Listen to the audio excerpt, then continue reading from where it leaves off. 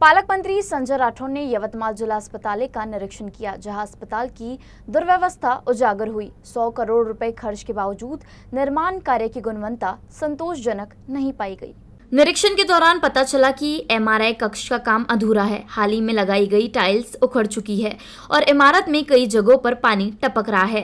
इस पर पालक मंत्री ने संबंधित अधिकारियों को फटकार लगाई और कार्य की गुणवत्ता सुधारने के निर्देश दिए। उन्होंने कहा कि उनकी राजकीय यात्रा रुग्ण सेवा से शुरू हुई है, इसलिए यह सर्वसामान्य नागरिकों के लिए पूर्ण सुविधा युक्त और सुचारू रूप से चालू रहनी चाहिए।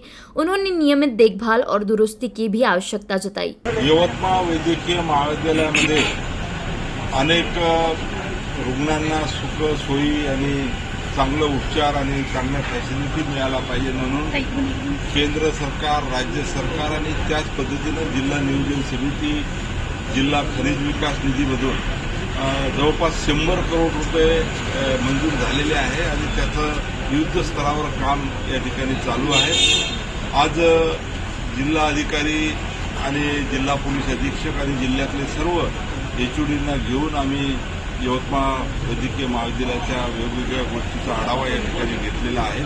त्यातून बऱ्याच गोष्टी या राज्य सरकारकडे, केंद्र सरकारकडे पाठपुरावा करण्याच्या आम्हाला समजलेल्या आहेत। त्या दृष्टीने ते आम्ही पाठपुरावा करू। काही स्थानिक स्तरावरचे अनेक अडचणी आहेत, त्याच्या संदर्भात सुद्धा आम्ही तातडीने निर्णय घेऊ आणि यवतमाळ वैद्यकीय महाविद्यालय खास करून वसंतराव नाईक साहेब यांच्या नावाने हे महाविद्यालय आहे।